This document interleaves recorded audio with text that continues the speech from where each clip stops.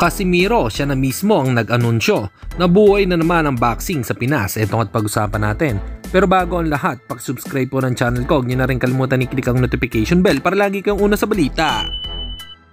Laban ang aasahan, balita sa mga pambato na isasala, pasabog na video, lahat yan nandito.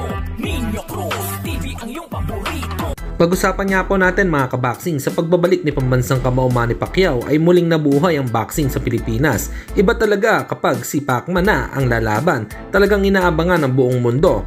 Malapit na nga ang exhibition fight nito kay Muay Thai legend Buakaw Banchamek na magaganap sa April 20. Sa edad ni Pacquiao nga na 45 years old ay kitang-kita pa din nga ang mga galawan nito, mabilis, malakas pa din sumuntok at dedikasyon sa larangan ng sports ng boxing na kinagiliwan niya. Kaya ako nasabi na nabuhay na naman ang boxing sa Pinas ay dahil gusto ng mga Pinoy boxing fans kaya ang klaseng boxer na katulad ni Pacman, entertain sa mga manonood at ang pagiging humble nito. At nakilala din ang mga iba nating fighter dahil sa kanya. Sir Spencer, Champ's anniversary yesterday, January 22nd, 1995. Woo! 29 years. Still smoking.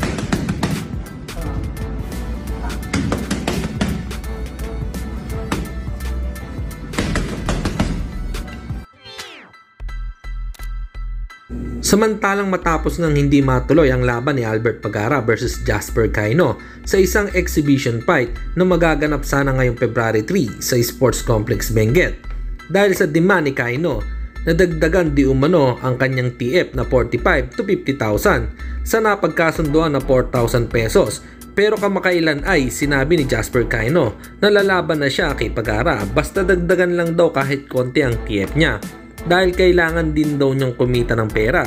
Bagamat wala namang sagot dito ang manager ni Pagara, mukhang desidido na talaga ang management na hindi na talaga si Jasper Cayno ang makakaharap ni Pagara at ang kapalit na makakalaban nito ay si MJ Young Gun Uduna.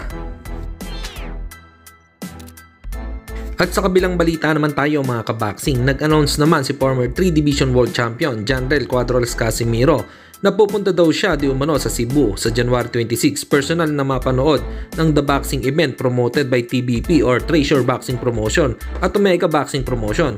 Ibig sabihin lang yan ay magkikita sila ni Ito Masayuki ng TBP na kanyang promoter. Sa latest fight update naman ni Casimiro galing sa Team Casimiro na may access sa TBP.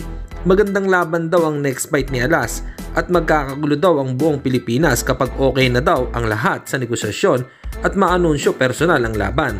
At magiging title eliminator din daw ang next fight ni Cuadro Alas. Hanggang dito na lang muna ang ating balita. Dito na lang ang aking boxing news report. Babu!